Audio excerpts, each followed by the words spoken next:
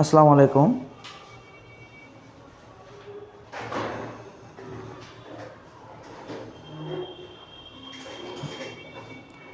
আসসালামু আলাইকুম,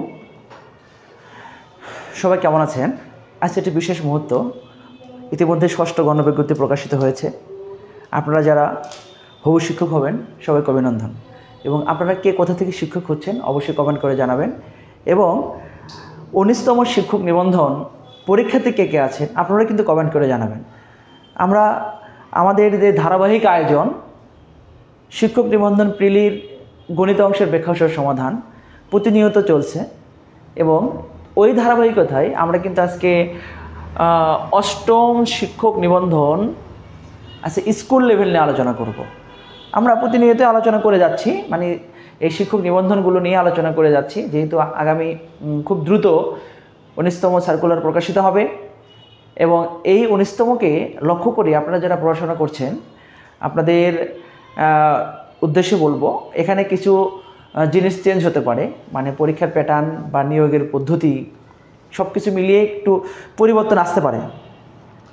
পরিবর্তন আসুক আর যেটাই আসুক, কিন্তু আমাদের পড়াশোনা কন্টিনিউ করতে হবে, কারণ যেভাবেই নিয়োগ হোক না কেন পরীক্ষার মাধ্যমেই নিয়োগ হবে। সুতরাং পড়াশোনা আমাদের চালিয়ে যেতে হবে, কারণ পরীক্ষা যখন হবে, পরীক্ষা হইলে অবশ্যই মানে পরীক্ষা পাশ করতে হবে, পরীক্ষা পাশ করেই কিন্তু আমাদের নিয়োগ হবে। এই জন্য আমাদের পড়াশোনাটা চালিয়ে যেতে হবে। আমরা আমাদের ধারাবাহিক আয়োজন, যে আয়োজনটা ছিল যে শিক্ষক নিবন্ধন প্রিলির ব্যাখ্যাসহ সমাধান, আজকে আমরা এই ধারাবাহিকতায় কয়েকটি প্রশ্ন নিয়ে আলোচনা করি। 8তম শিক্ষক নিবন্ধন, 8ম শিক্ষক নিবন্ধন গণিত অংশের ব্যাখ্যাসহ সমাধান। এখানে একটা প্রশ্ন দেখতে পাচ্ছেন, দুইটি সংখ্যার অনুপাত দেয়া আছে, তাদের লসাগু দেয়া আছে, সংখ্যা দুটি নির্ণয় করো। এই প্রশ্নের উত্তর কি হবে একটু আপনারা আমাকে কমেন্ট করে জানাবেন এবং অবশ্যই কমেন্ট করে জানাবেন। এখনও কোনো কমেন্ট আসেনি আপনাদের, আপনারা অবশ্যই কমেন্ট করে জানাবেন যে এই প্রশ্নটার উত্তর কি হবে, ক খ গ ঘ, যেটা উত্তর হবে সেই প্রশ্নটা অবশ্যই আপনারা কমেন্ট করে জানাবেন।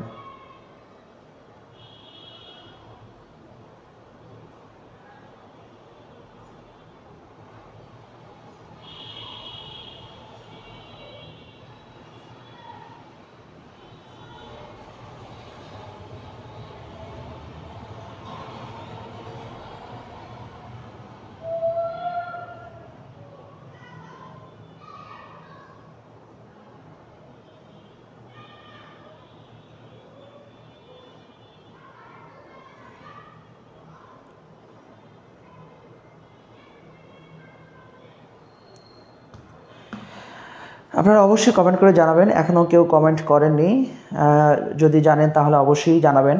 আমরা এখানে দেখতে পাচ্ছি, এখানে দেখতে পাচ্ছি দুটি সংখ্যার অনুপাত দেয়া আছে এবং তাদের লসাগু দেয়া আছে, সংখ্যা দুটি নির্ণয় করতে হবে।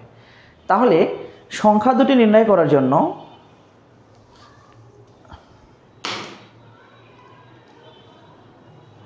সংখ্যা দুটি আমরা কিভাবে নির্ণয় করব একটু খেয়াল করুন। যেহেতু সংখ্যা দুটির অনুপাত দেয়া আছে এবং সংখ্যা দুটি নির্ণয় করতে হবে, আমরা যদি খুব সংক্ষেপে করি, মানে একদম যদি ইজি ওয়েতে করি, তাহলে এখানে যে মানটা দেয়া আছে এই মানটাকে এই দুটি সংখ্যার অনুপাত দ্বারা আমরা ভাগ করব, অর্থাৎ 3 × 4।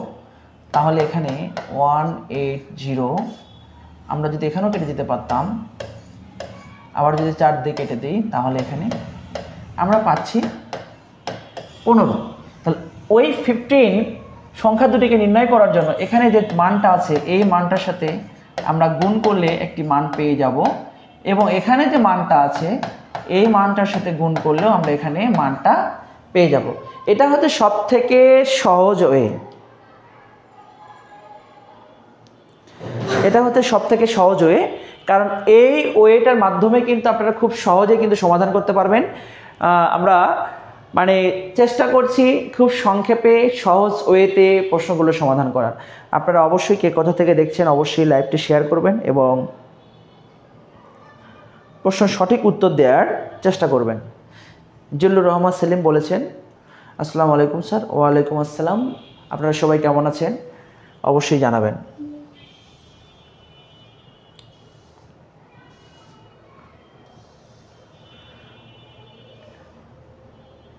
একটু এই অঙ্কটা করার চেষ্টা করি। আমরা যখন ছোট ক্লাসে পড়েছেন আপনারা যখন 2, 3, 4 তখন এই টাইপের, অর্থাৎ ক্লাস 5-এ ওঠার পরে দশমিকের জিনিসটা আপনারা শিখেছেন। সরলের ক্ষেত্রে আমরা জানি যদি বন্ধনী না থাকে তাহলে প্রথমে ভাগের কাজ করতে হবে, তারপর আমরা গুণের কাজ করব, তারপর যোগের কাজ, তারপর বিয়োগের কাজ, এটাই আমরা জানি। সেক্ষেত্রে আপনারা যদি এই প্রশ্নটা উত্তর করতে পারেন অবশ্যই কমেন্ট করে জানাবেন, অবশ্যই আপনারা কমেন্ট করে জানাবেন, এবং কে কোথা থেকে কমেন্ট করছেন এটাও জানাবেন।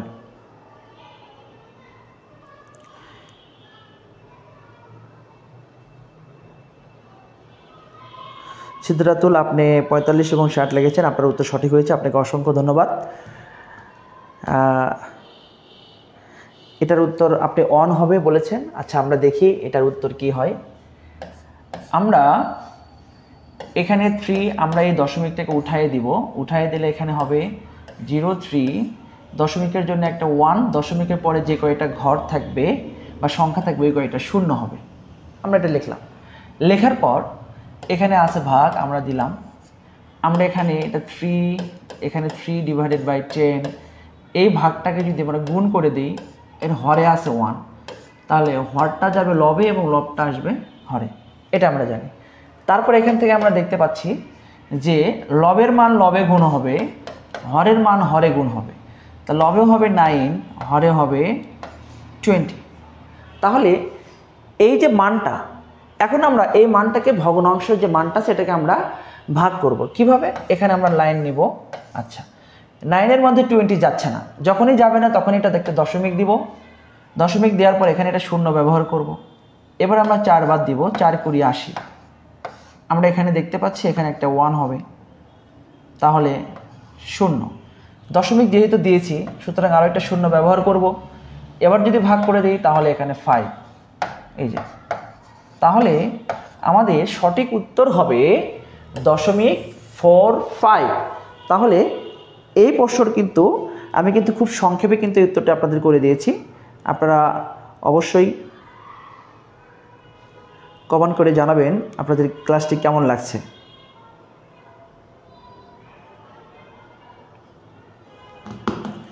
এবং কে কোথা থেকে দেখছেন এটা অবশ্যই কমেন্ট করে জানাবেন।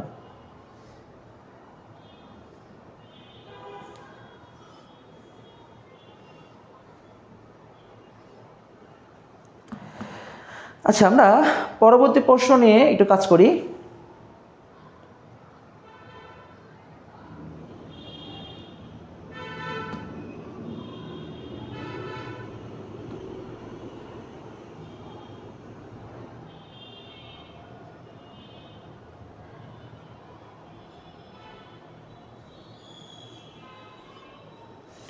আপনারা লাইভটি ক্লিয়ার দেখতে পাচ্ছেন কিনা এটাও একটু জানাবেন, এবং কে কোথা থেকে দেখছেন এটা অবশ্যই জানাবেন। এবং আপনাদের ভিতরে ষষ্ঠ গণবিজ্ঞপ্তিতে কে কে আবেদন করবেন এটাও আপনারা জানাবেন।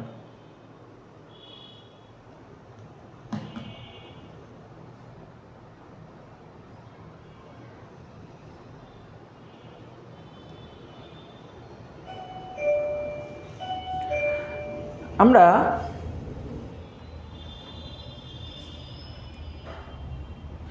পরবর্তী অঙ্কটা নিয়ে কাজ করি। 30 টাকা 75 টাকার শতকরা কত ভাগ? তাহলে 75 টাকার আমাদের এখানে যে 30 টাকা 75 টাকার শতকরা কত ভাগ, মানে 75 টাকার শতকরা বের করতে হবে। এখানে যে 30 টাকার মানটা এটা আপনারা শতকরা দিয়ে করে নেবেন। আমরা এই প্রশ্নটিতে দেখাবো, এটা খুব গুরুত্বপূর্ণ একটি প্রশ্ন। আমি আপনাদের কাছে এই প্রশ্নটি দিলাম, আপনারা কেউ যদি করতে পারেন অবশ্যই উত্তরটা জানাবেন। এই প্রশ্নর সঠিক উত্তরটা কি হবে অবশ্যই জানাবেন।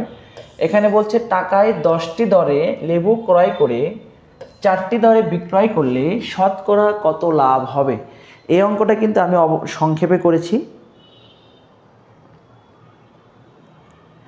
এই অঙ্কটা কিন্তু আমি এর আগেও অনেকবার করেছি। আমি আপনারা যারা আজকে লাইভ ক্লাসে যুক্ত আছেন আপনাদেরকে অবশ্যই বলবো খুব মনোযোগ সহকারে অঙ্কটি দেখবেন।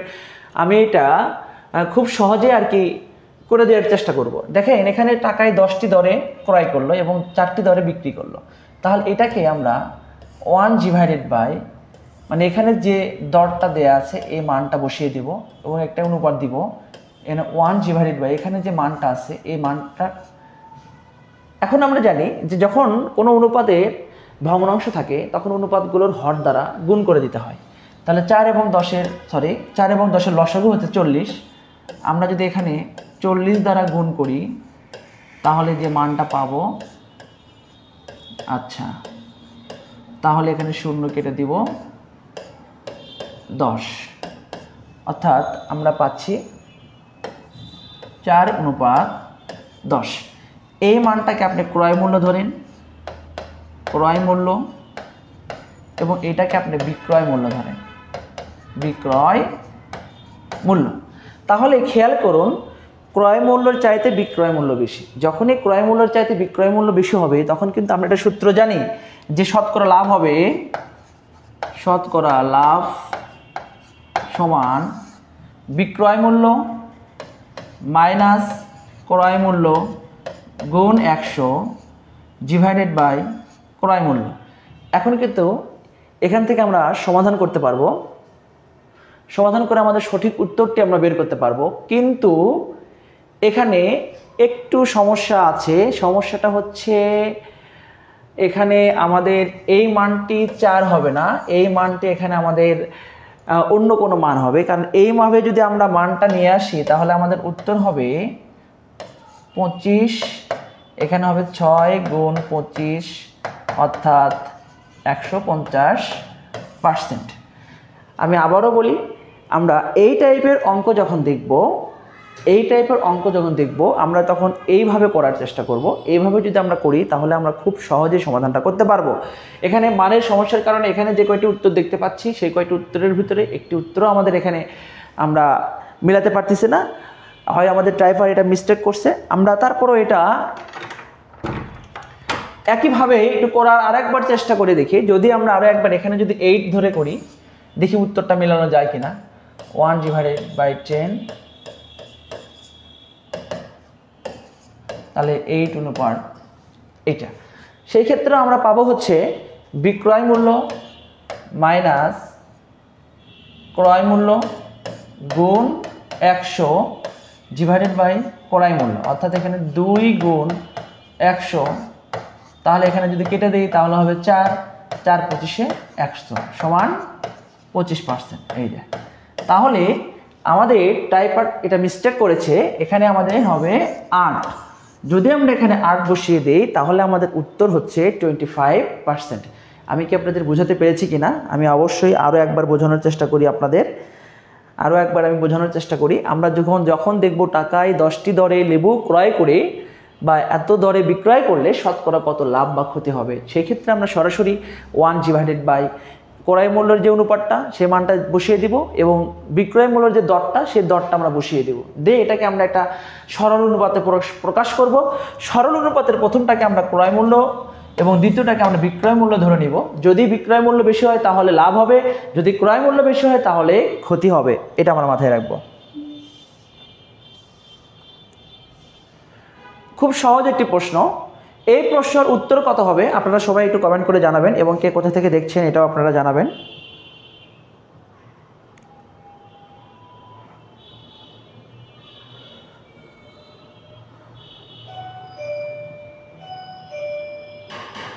আপনারা কি দেখতে পাচ্ছেন কি না, কে কোথা থেকে দেখছেন অবশ্যই জানাবেন। আজকে বিষয়টি মুহূর্ত 6ষ্ঠ গণবিজ্ঞপ্তি অলরেডি প্রকাশ হয়েছে এবং 6ষ্ঠ গণবিজ্ঞপ্তিতে আপনারা কে কে আলোচনা করতে পারবেন, মানে আবেদন করতে পারবেন, এটা আপনারা জানাবেন। আজকে আমি আপনারা যারা 6ষ্ঠ গণবিজ্ঞপ্তিতে আবেদন করবেন আপনাদের উদ্দেশ্যে একটি কথা বলতে চাই। আপনারা অবশ্যই আবেদন করার আগে যে শূন্য পদের তালিকাটা আছে অবশ্যই শূন্য পদের তালিকাটা প্রিন্ট আউট করবেন। প্রিন্ট আউট করে আপনাদের পছন্দের স্কুল, কলেজ, মাদ্রাসা, ভোকেশনাল প্রতিষ্ঠানগুলো আপনারা অবশ্যই মানে হাইলাইটস করবেন। তারপর আমরা আবেদনে আসবেন।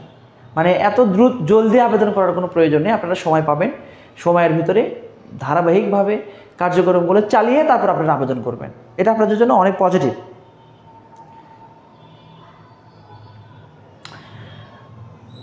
সুরে আফরিন সুমি, আপনি ঝিনেদা থেকে দেখছেন, আপনাকে অসংখ্য ধন্যবাদ। আমরা এখানে একটি অঙ্ক দেখতে পাচ্ছি, এটা সূচকের অঙ্ক। আমরা জানি কোনো মানের যদি বর্গমূল থাকে, বর্গমূলটা হচ্ছে যে মানটা থাকবে, এই মানটার যদি বর্গমূল থাকে, এই বর্গমূল দ্বারা আমরা বুঝি ওই মানের একটা পাওয়ার হাফ। ওকে, আমরা যদি 2 দ্বারা কেটে দিই তাহলে হবে 3। এখন 3 এর মাথার উপর 3 অর্থাৎ 3 আমরা 3 বার গুণ করব, তাহলে 3 বার গুণ করলে হবে 27। তাহলে কিন্তু আমরা খুব সহজেই কিন্তু উত্তরটা করতে পারবো। এটার উত্তর হবে কত? 27। আমরা এখানে 7 নম্বর প্রশ্ন দেখতে পাচ্ছি। আমি আপনাদের সংক্ষিপ্ত যে মেথডগুলো শিখিয়েছিলাম, এই মেথডে আমি বলেছিলাম যদি কখনো x প্লাস 1/x বা a plus 1/a plus 1/a এর মান 2 থাকে, মানে কখনো এই টাইপের দুটি মান অর্থাৎ একটি মান এবং তার গুণাত্মক বিপরীত মানের যোগফল যদি 2 দেয়া থাকে, সেই ক্ষেত্রে যে মানটাই নির্ণয় করতে বলবে, যদি মাঝখানে প্লাস থাকে তাহলে উত্তর হবে 2, যদি মাঝখানে মাইনাস থাকে তাহলে উত্তর হবে 0। এটি আপনাদের আমি বলে দিয়েছিলাম। আমি আবারও একটু আপনাদের বিষয়টা ক্লিয়ার করে দিই। আমি বলেছিলাম যখন x প্লাস 1/x অর্থাৎ একটি সংখ্যা এবং ওই সংখ্যার গুণাত্মক বিপরীত সংখ্যার যোগফল যদি কখনো 2 হয়, তাহলে এখানে যে মানটা নির্ণয় করতে বলবে, যদি মাঝখানে প্লাস থাকে তাহলে উত্তর হবে 2, আর যদি মাঝখানে মাইনাস থাকে তাহলে উত্তর হবে 0। এটা আমি আপনাদের বলে দিচ্ছিলাম, এর আগেও বেশ কয়েকবার আলোচনা করেছি। আমি আবারও আপনাদের আলোচনা করি এবং আপনাদের বুঝিয়ে দেই, আপনারা বোঝার চেষ্টা করুন। দেখেন এখানে দেয়া আছে x প্লাস 1/x ইকুয়াল 2। আমরা যদি x দ্বারা গুণ করি তাহলে এখানে হবে x²। x দ্বারা যদি এখানে গুণ করি তাহলে এখানে শুধু 1 হবে এবং এখানে হবে 2x। আমরা কি করলাম? পুরো রাশিটাকে আমরা, মানে পুরো সমীকরণটাকে আমরা x দ্বারা গুণ করলাম। তারপর এখান থেকে আমরা যদি এই মানটাকে এই পাশে পার করে দেই, এখানে যদি সূত্র করি a² minus 2ab plus b², 1 এর উপর স্কোয়ার করলে 1ই হয়। এখন এখান থেকে যদি আমরা লিখি a minus b whole square equal to 0, তাহলে আমরা দেখতে পাচ্ছি এখান থেকে x এর মানটা আমরা পাচ্ছি 1।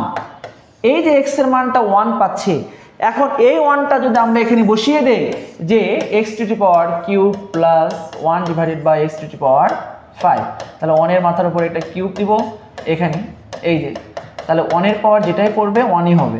এই যে 1 + 1 = 2।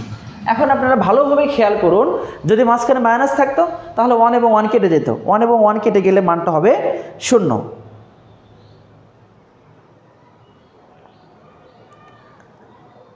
আপনারা আমাদের সাথে যারা লাইভে যুক্ত আছেন অবশ্যই সঠিক উত্তর দেওয়ার চেষ্টা করবেন এবং লাইভ ক্লাসটি আপনাদের কেমন লাগছে অবশ্যই আপনাদের অনুভূতি জানাবেন।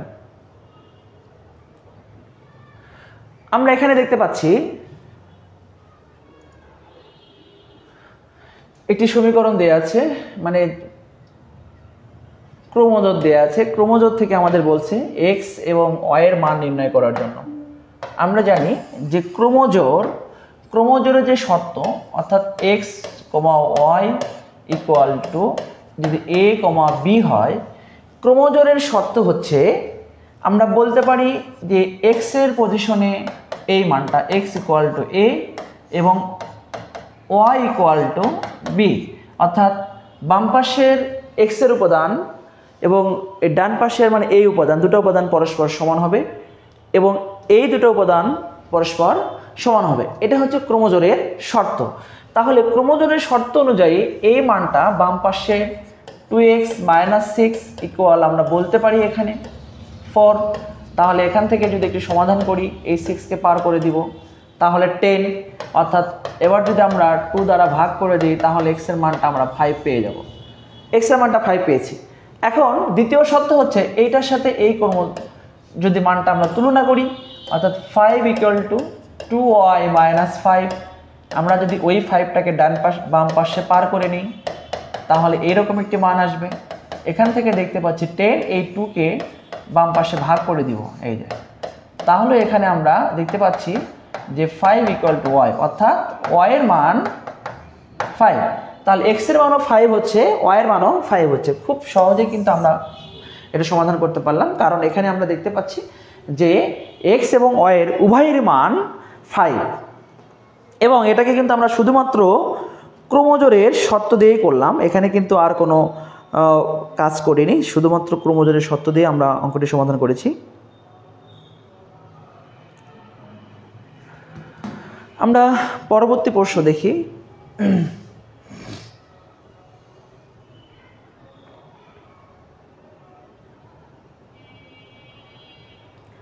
আপনারা দেখতে পাচ্ছেন কিনা, এটা খুবই গুরুত্বপূর্ণ একটি প্রশ্ন, লসাগু নির্ণয় করতে বলছে। এটা অত্যন্ত গুরুত্বপূর্ণ একটি প্রশ্ন, অনেক সময় এই প্রশ্নটি এসেছে, আপনারা অবশ্যই মনোযোগে দেখবেন। লসাগু এবং গসাগু এই দুটো যখন আমরা সমাধান করি,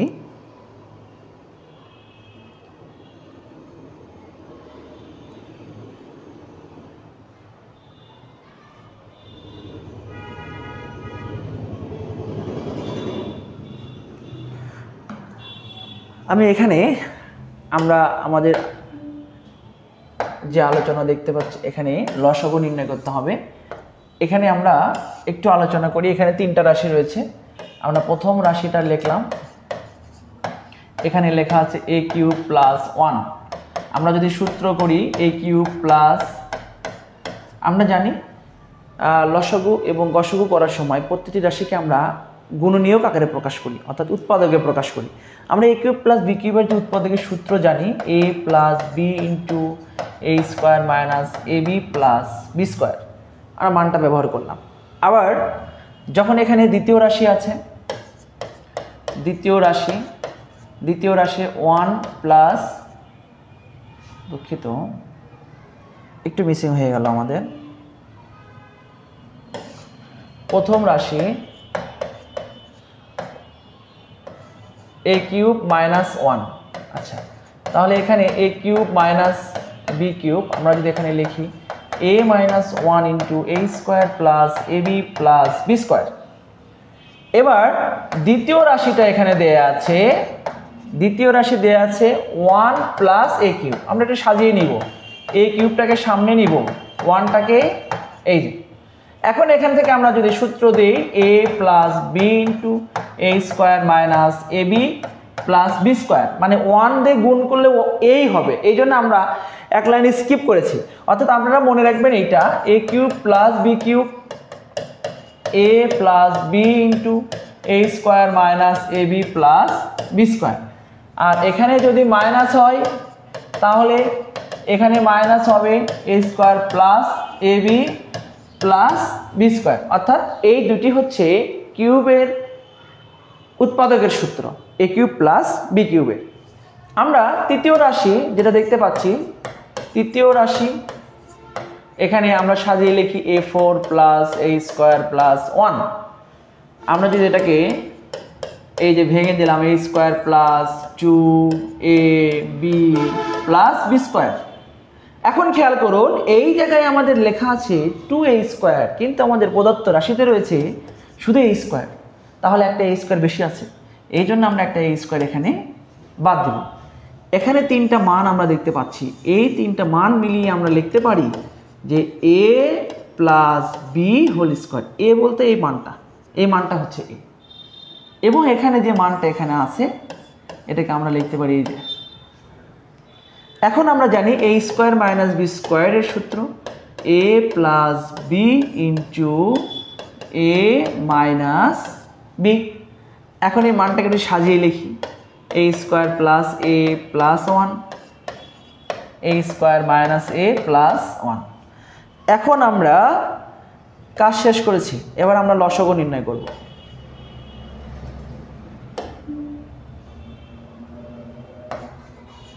এবার আমরা লসাগু নির্ণয় করব। লসাগু প্রত্যেক রাশির মধ্যে যদি কোনো মান থাকে সেই মানটাও আমাদের নিতে হবে, এবং তার চেয়ে অতিরিক্ত যদি কোনো মান থাকে ওই মানটাও আমরা নিব। আর গসাগু হচ্ছে প্রত্যেক রাশির মধ্যে যে মানটা মিল থাকবে ওই মানটাকে আমরা গসাগু বলবো।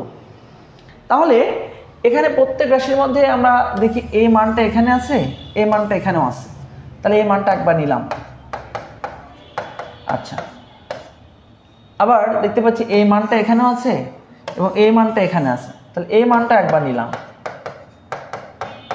এবার অতিরিক্ত মান আমরা দেখতে পাচ্ছি এখানে একটা আছে, এই মানটা আমরা অতিরিক্ত নিয়ে নিলাম, এবং এই মানটা একবার অতিরিক্ত আছে, এই মানটা একবার অতিরিক্ত নিয়ে নিলাম।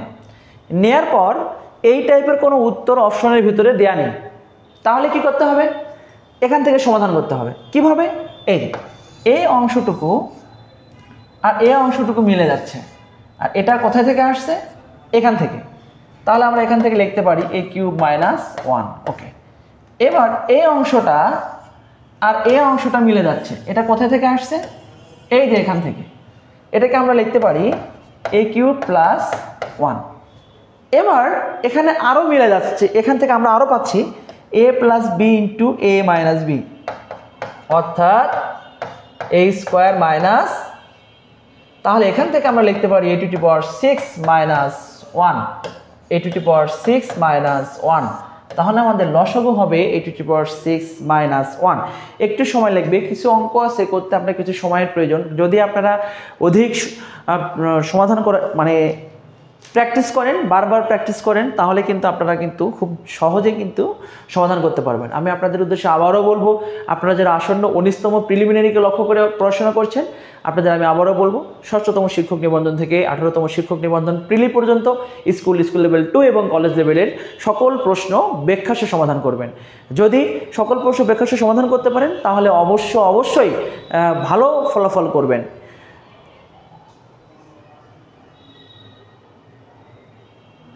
আমরা সূচক এবং লগারিদম আমাদের জন্য খুবই গুরুত্বপূর্ণ। সূচক এবং লগারিদমের যে বিষয়টা, এই সূচক এবং লগারিদম থেকে আমি বলি যে বারবার বলি, সূচক এবং লগারিদমটা আপনাদের জন্য এত গুরুত্বপূর্ণ যে এখান থেকে প্রত্যেক বছরই প্রশ্ন থাকে। তাহলে সূচক এবং লগারিদমটা আপনারা অবশ্যই আমাদের যে ক্লাসগুলো রয়েছে সেই ক্লাসগুলোর মধ্যে সূচক এবং লগারিদমের ক্লাস দেওয়া আছে, আমরা দেখে নেবেন। আমরা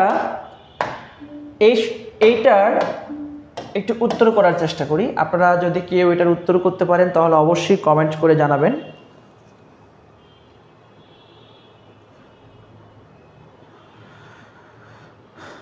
আপনাদের মধ্যে অনেকেই আমাদের সাথে লাইভে যুক্ত আছেন, অবশ্যই কমেন্ট করে উত্তর দেওয়ার চেষ্টা করবেন।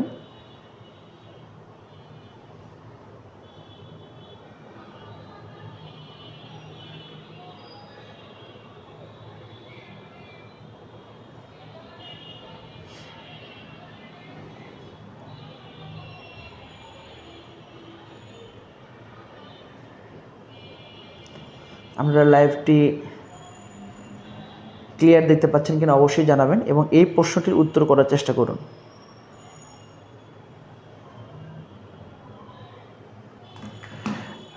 তাহলে আমরা জানি লগারিদমের বেসিক ফরম্যাটটা হচ্ছে log a to the power x equal c। এটা হচ্ছে লগারিদমের বেসিক কনসেপ্ট। এটাকে আমরা খুব সংক্ষেপে লগারিদম থেকে যখন আমরা লগটাকে আউট করে দিব, তখন সেই মানটা সূচকীয় আকারে রূপান্তরিত হবে। কিভাবে? জাস্ট মনে রাখবেন, এখানে যে মানটা আছে এই মানটা আমরা রূপান্তরিত হয়ে এখানে আসবে, এবং এই মানটা রূপান্তরিত হয়ে এখানে আসবে, লগটা টোটালি বাদ হয়ে যাবে। তাহলে এখানে হবে a to the power c equal x। আচ্ছা, তাহলে লগারিদম থেকে লগকে যখন কোনো মান যখন আমরা বাদ দিয়ে দিব, তখন এই মানটা সূচকীয় আকারে রূপান্তরিত হবে, এটা শুধু মাথায় রাখবো। তাহলে এখান থেকে আমরা দেখতে পাচ্ছি যে log x 3 to 4 ইকুয়াল এখানে 4। তাহলে এখান থেকে আমরা পাবো x two the power 4 3 to 4। ব্যাস, মানে মোটামুটি একটা স্টেপ হয়ে গেছে। এখন পরবর্তী স্টেপ হচ্ছে আমাদের এখানে এমন একটা মান তৈরি করতে হবে যে মানটার পাওয়ার 4 বসাই দিলে 324 হয়। এটা আমাদের জানতে হবে। এর জন্য আমাদের এই 324কে প্রথমে আগে ভেঙে নিতে হবে, আবার যদি ভেঙে নিই, আবার যদি ভেঙে নিই, আবার যদি ভেঙে নিই, আবার ভেঙে নিলাম, আমরা দেখতে পাচ্ছি 2 আছে 2 বার এবং 3 আছে 4 বার। তাহলে এখান থেকে 3-এর পাওয়ার 4 আছে, কিন্তু 2-এর পাওয়ার আছে 2। এন্ড 2-এর পাওয়ার যদি 4 করতে চাই, তাহলে অবশ্যই কোনো মানের পাওয়ার যদি দ্বিগুণ করতে চাই, তাহলে সেই মানটাকে বর্গমূল করে দিতে হবে, সোজা হিসাব। তাহলে এখানে একটা মান বর্গমূল করে দিব, দিয়ে তার মানটা আমরা দ্বিগুণ করে দিব। আর এখানে 3-এর মাথার উপর একটা 4 আছে। এখন এই দুটো মানকে আমরা একত্রিত করব। 3√2, আমরা 3টাকে আগে লিখলাম এবং √2টাকে পরে লিখলাম, পাওয়ার দিলাম 4। তাহলে আমরা অবশ্যই বলতে পারি এখানে এই মানটাকে আমরা 3√2⁴ আকারে লিখতে পারি। এখন এখানে আমরা এই x4 এবং এই 4 বাদ দিব, কারণ আমরা জানি বেসগুলো যদি আলাদা হয় কিন্তু পাওয়ার যদি সেম হয় তাহলে সেই পাওয়ারটা বাদ হয়ে যায়, অর্থাৎ x বলতে পারি 3√2। তাহলে এখান থেকে আমরা বলবো আমাদের আনসার হবে 3√2। তাহলে এই টাইপের প্রশ্ন আমাদের জন্য খুবই গুরুত্বপূর্ণ। এই প্রশ্নগুলোর দিকে আমরা বিশেষ নজর দেব এবং সূচকীয় অ্যালগরিদমটা আমরা খুব গুরুত্ব সহকারে দেখব। সবাই ভালো থাকবেন, সুস্থ থাকবেন। দেখা হবে আগামী ক্লাসে নতুন একটি ক্লাস নিয়ে, অর্থাৎ 8তম স্কুল পর্যায়ে 2, এরকম করে আবার 9তমতে যাব, 10তম যাব, এরকম করে আমরা 18তম শিক্ষক নিবন্ধন পর্যন্ত প্রত্যেকটি প্রশ্ন বেখাসহ আলোচনা করার চেষ্টা করব। এবং আমাদের পেইড ব্যাচ চলমান আছে, আপনারা এখনও যারা ভর্তি হননি আসলে 19তম প্রিলিমিনারির জন্য আমাদের পেইড ব্যাচে অবশ্যই ভর্তি হয়ে যাবেন। সবাই ভালো থাকবেন, সুস্থ থাকবেন। আল্লাহ হাফেজ।